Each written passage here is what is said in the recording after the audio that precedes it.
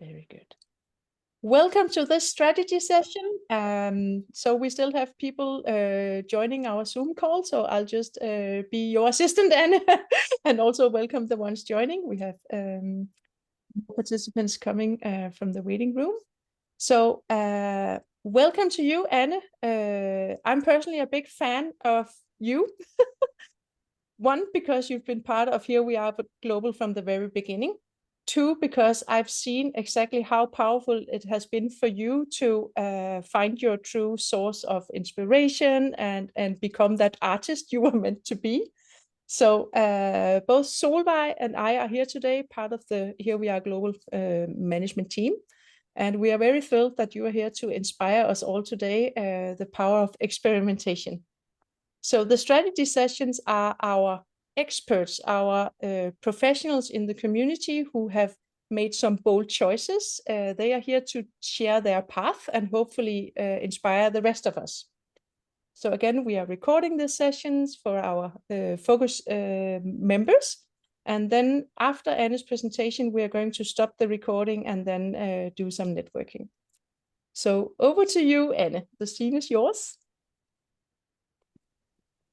Thank you very much, Jenny, and hi everyone. I'm excited to be here and to share my story with you and hopefully be a little helper in your inspiration, in your journey, wherever you are on the path right now. I just did something weird with my Zoom, but I'm back. Anyway, yes, as Jenny just said, she has been experiencing on the side a little transformation in my life, from going from to being a designer to becoming an artist. But I'll get into that. So to begin with, I will share my screen with you here. So I called this presentation Dream Big, Small, Crazy, or whatever you like, but make sure to dream. So this will be about dreaming. And this next slide is probably the most boring one you'll see. It's just telling that I'm going to take you through where I come from, and we will do some reflections, or you will do your own reflections about your dreams. I'll tell you about my story, and we'll go back to your reflections, and then I'll end up with a final encouragement. So just short about me, this is where I come from. I'm born and raised on the countryside of Denmark. I was a wild child. I've always been very creative. Everyone are. So I don't take it for granted when people say they're not creative, because everyone is creative. I've always been a free spirit, and I keep that with me. When I was 16, I moved to Germany, to the former GDR, not necessarily GDR, that's in German, to be an exchange student. And I mentioned this because this was a major turning point in my life, as you can see in the picture in the middle. I'm there 16 years old, drawing. I think I had 2 years of pause, like many kids have. When I was 14, probably I think I stopped more or less, because it's not that cool to draw when you're a teenager for many teenagers. But in Germany, I couldn't really follow along, especially the chemistry and the math classes in German. So I had this book here on the right. It's a real classic. My aunt gave it to me just before I left. So that's what I did in those math and chemistry classes. And that I'll come back to that, or you will see how that unfolded more. So as a child, I dreamt a lot. I think the girl here on the left, that's really me, Ronja Røverdatter, very Danish, very famous Swedish book. If you don't know it, you should go look it up. I also wanted to become a circus princess, and I've always dreamed of having a horse, just yeah, my own horse out in the woods. But I always also had this dream about the big city. And later, when I was a young adult, I moved to Copenhagen to become this young city girl that I always wanted to be, even as a child, even as the wild child. So this was to join the to take my university. What's it called? Like what is it? Education. Thank you, Sol. At the Royal Danish Academy of Design. At that time, some of my teachers said you might turn into the Fine Arts Academy. And at that time, I was not happy to hear that, because I wanted to be a designer, and it took me a very long time to realize that I'm an artist. But there you go. That's how it is to be young. But I dreamed of being a mom from a very early age. Some people think it's weird, but that's what I did. So I thought I'm gonna have 3 kids before the age of 30, which is somewhat early. Yeah. But I actually had these kids almost before I turned 31. So it more or less it succeeded. Here to the right, you can see my my everyday life as a graphic designer. Mostly the picture on the top, but we also had fun. That's in the bottom. But yeah. So this is the point where I will invite you to do some of the first exercises with me. Because this far, I've talked a little about dreaming, having some dreams, even though they can be childish or whatever they can be. But when you think back, what did you dream of as a child or a very young person? I would like you to reflect a little bit on that and write it down while I will soon take the next slide. But you can think about it while I talk. And if you want to share your dreams, you're welcome to write them in the chat. It's always inspiring to see how other people came to their, yeah, where we come from. But yeah, please do a little of reflection on that. And maybe you don't remember, or maybe you don't know, and it's probably nothing like what I dreamt of, or maybe it's exactly the same. I don't know, but whatever it was you had as from a young age, I would like you to think about that and write it down for, yeah, for a while I talk. So while I had this job as a creative director at a company, I started to be a bit bored, to be honest. So after a vacation, I went on with my husband. He's a software developer. So he went to a conference in San Francisco, and I joined him for a week. After that, I just totally fell in love with San Francisco and California. And when I came back from that vacation, I said to everyone, we're going to move to California. That's just what I want to do.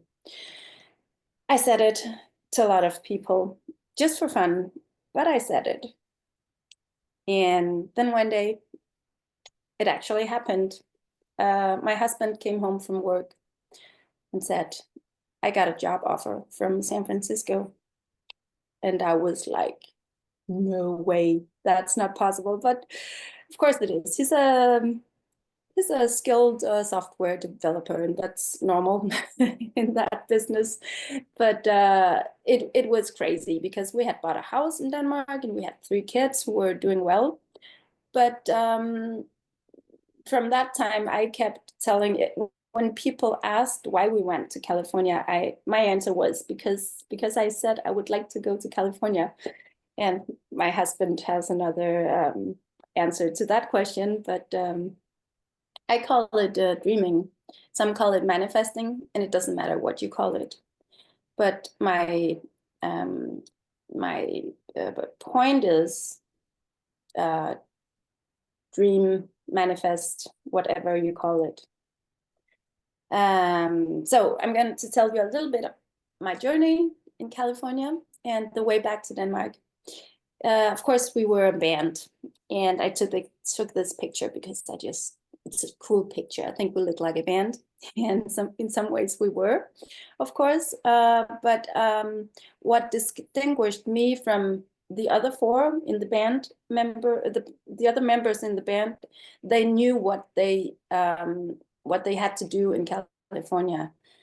I didn't. I didn't have a work permit, so I had quit my job in Denmark, and I was really nervous about that situation. On the other hand, I'm lucky because I have made a professional career with something creative, and I know it's not the same if you, for example, are a doctor or a teacher where you need other people to like do your job. I don't need other people like that. But if you somehow can think of how you can how you can use a situation like that. I'll come back to that. But yes, so about dreaming, I wrote them down because the story about my husband coming home and saying I got a job offer from California, do we want to go? That really told me, okay, maybe there's something about it. If you want something, if you say it out loud or write it down, it might happen. It also might happen even though if you don't, but I think it does give it a more clear wish. It's like being out there, making it real. So I wrote all of these things down, and I'm sure I wrote more than these, but I remember these. I wanted to take courses at Stanford. I wanted to learn Spanish. I could some already. I wanted to make a mural. That was the most crazy one because I had only been doing small drawings, maybe small paintings, but a mural, that's something else. I wanted to write a blog post. I wanted to do tons of yoga. I wanted to learn how to do a perfect headstand. And I wanted to make big paintings, not just small ones. And I wanted to set a PR at the race, Bay to Breakers, which is a famous race in California or in San Francisco.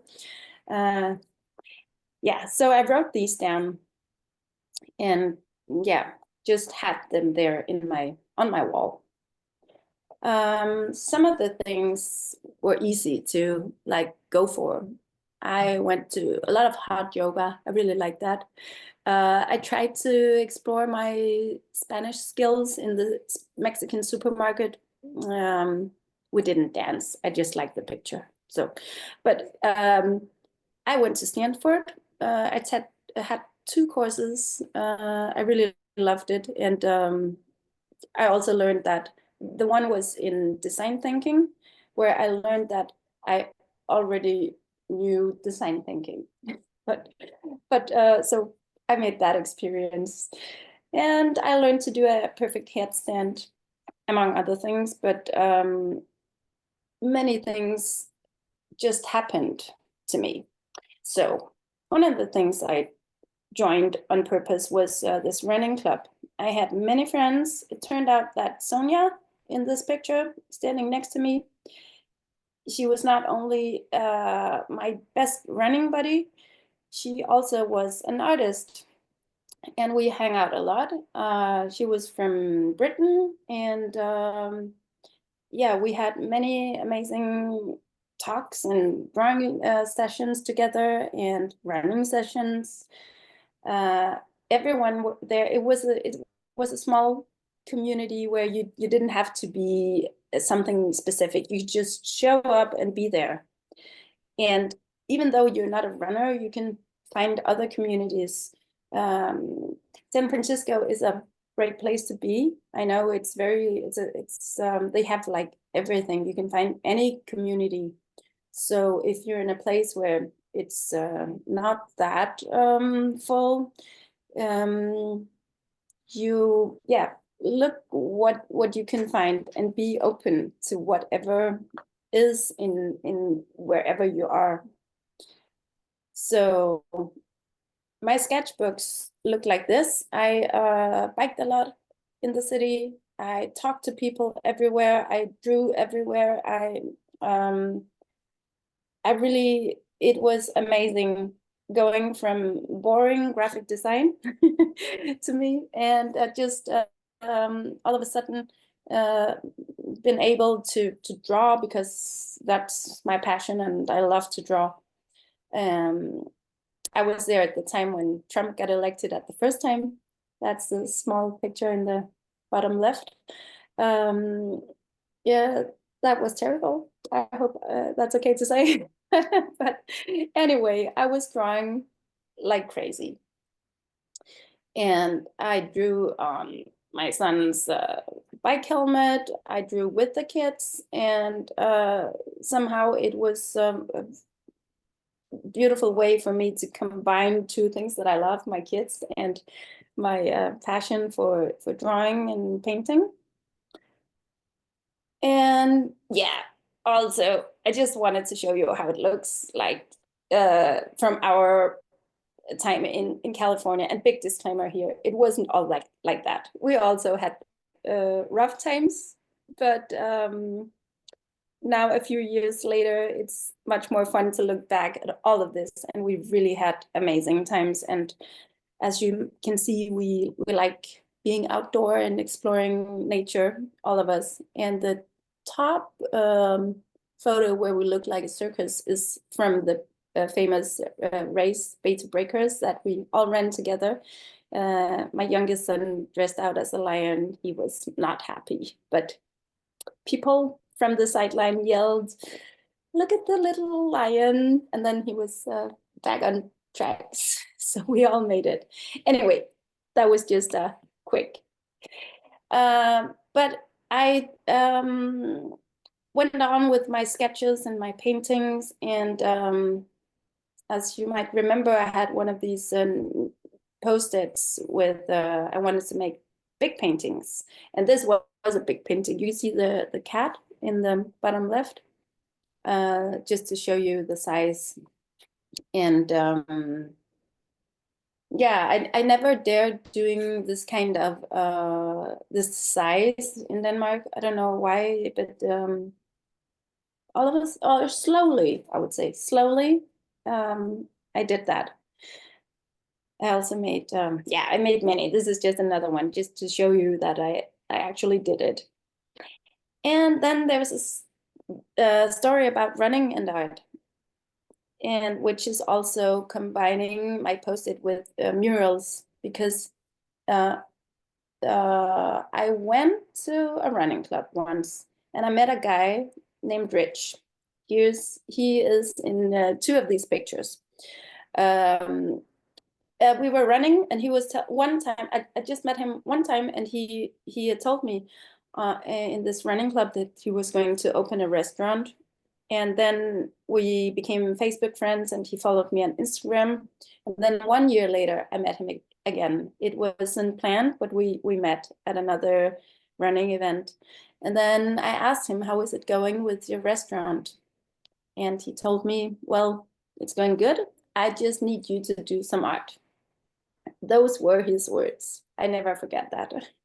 And I was like, okay, I can definitely do that. And I was scared I was really scared, because I had never been doing something like that. But of course I said yes. That was a great opportunity. And we also, he just to mention that part as well, he said I was lucky because he said, you also have to name a price because your art is worth a lot. So you have to tell me. And we agreed on, what do you call it? Like something at the bottom price. And then he could just pay me per day after that. So he had me for 4 days, 6 or 4 days, something like that. So where he just kept on, yeah, I want you to do more and more. And so what you see here is maybe half of what I did. I decorated the whole restaurant, and that came from a running club experience. So, okay, back to you now. Now, I would like you to think about what your dreams are at this point. Again, no matter where you are, geographically, or where you're from in the world, or what your career life look like, or it doesn't even have to be career-wise. It can be just to share one of my dreams right now. I'm 49 years old now, by the way. Before I turned 40, I wanted to be able to do a handstand, not a headstand, but a handstand for 40 seconds. I didn't succeed. Now my goal is I want to do 50 seconds handstand before I turn 50. That gives me 9 months, but I'm almost there. But that's a dream for me, and it might sound crazy, but I like these physical challenges. So think about, what are your dreams now? It can be anything, just something that you would like to do or achieve or become, and it can be scary, but I would like to invite you to do that, and maybe write it in the chat if you would like to share. And yeah. So while you think about that, I would like to end off to tell you about my life back in Denmark. As you might see here, it's not anymore the office, the nice graphic design office. Now I'm doing what I really wanted to do. I was a little bit like, when we went back to Denmark after 3 years in California, I was a little bit scared, I have to admit, or a lot, to be honest, because I knew I wasn't interested in having a job. I also knew that not many artists can live from their work, but I'm gonna try. And after, I think it took me maybe a year to settle back in Denmark, but and now it has taken me 5 years, to be exact, to really find my feet and find my way in this as a professional artist. And I am succeeding, and this is what I do. I don't only do murals and wall art like this, but a big part of my work is like that. This is the one to the left is from a private home, and the one to the right is in a office space in the middle of Copenhagen. And here to the right, you will see one of my first bigger murals in Copenhagen that I made 2.5 years ago. And the one to the left is my biggest, and I made it this summer. It's telling the story about a famous Danish female scientist called Inge Lehmann, who discovered that the inner core of the Earth is solid. And that was a crazy, amazing experience. And just to finish the story off from my year in Germany, I had a friend when I was 16, and I still have her. She's one of my best and closest friends. We met, as I said, when we were 16, and she helped me do this mural. She has also become an artist, and she went here to help me for 2 weeks. And that in itself was wonderful. for both of us. Yeah, so I love this dirty work up in the air. Yeah, I just love it. And I guess I will maybe never go back to a full-time job, even though that has some other challenges, but I really found my place to be now. So to near to the end, I will try to give you some suggestions or advice that you can use whatever your position is and wherever you are and who you are. Well, forget what you usually do, because it's probably not possible anyway, or yeah, possibly not. If you're a therapist or if you're a physician, you cannot just go to another country and work like that. Maybe you don't have a work permit, but look out for what is possible, and look out for low-hanging fruits as other people or places to go. Join communities and do what you enjoy to do. Networking, like I did, I met so many people in California, like I did for a whole life. I've met so many interesting and different people from myself, people from all over the world, many other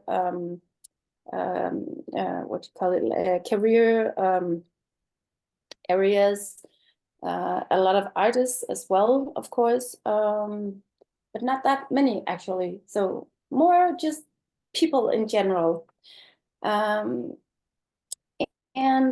my best one, really dream, say them out loud to other people, taste what it feels like when you say it, and notice how people react, because sometimes that can also help you, and sometimes it can seem scary to say it out loud, because like me, I thought I was very shy to say I'm an artist, or I want to become an artist. For some reason, I thought, no, that's not possible, and that's not for me to, I'm not allowed to, or something. For you, it might sound weird, but that's how it is when it's something very personal, I think. So when I started saying out loud, I want to, or I am an artist, people were just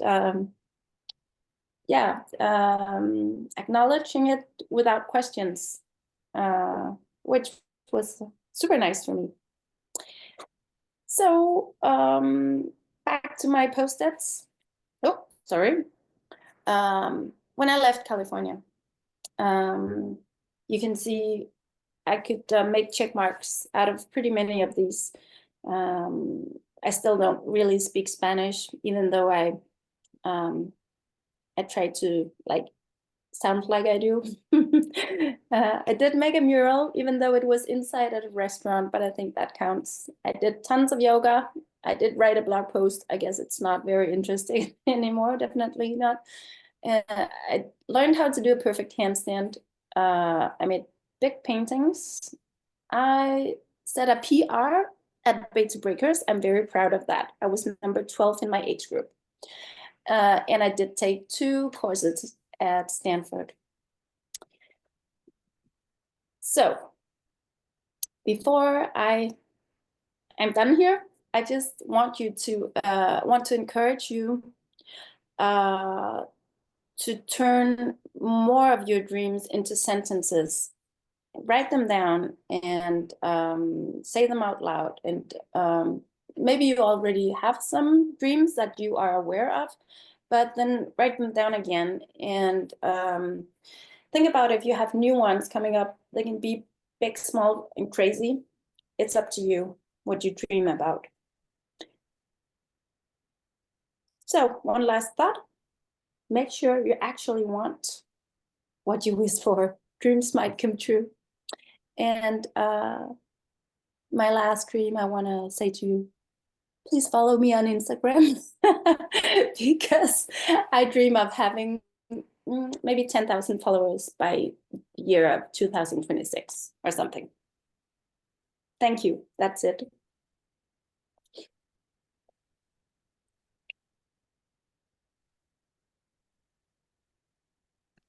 I'll just unmute myself.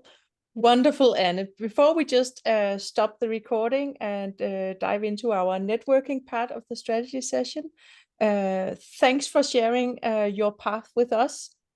I see so many cross-pollination activities in the Here We Are competency matrix that most of you in this session will know about. You also created our visual identity for Here We Are Global. So all the images, all the pictures we see, that's your result. So that's another achievement. Thank you. I don't know how I forget to mention that, but that's, yeah, that was actually one big one in California. Yeah. You created the visual identity for a startup that is still thriving and growing. So seeing how you also share those activities with your children, your family, life and health, you explored the running, that opened up other opportunities for you. So you eventually combined your talent, passions with those opportunities that came to you. That is really what we want to inspire everyone to do when we live globally, right? So thank you for sharing your story. And I'll stop the recording and then we'll have a little networking. One moment.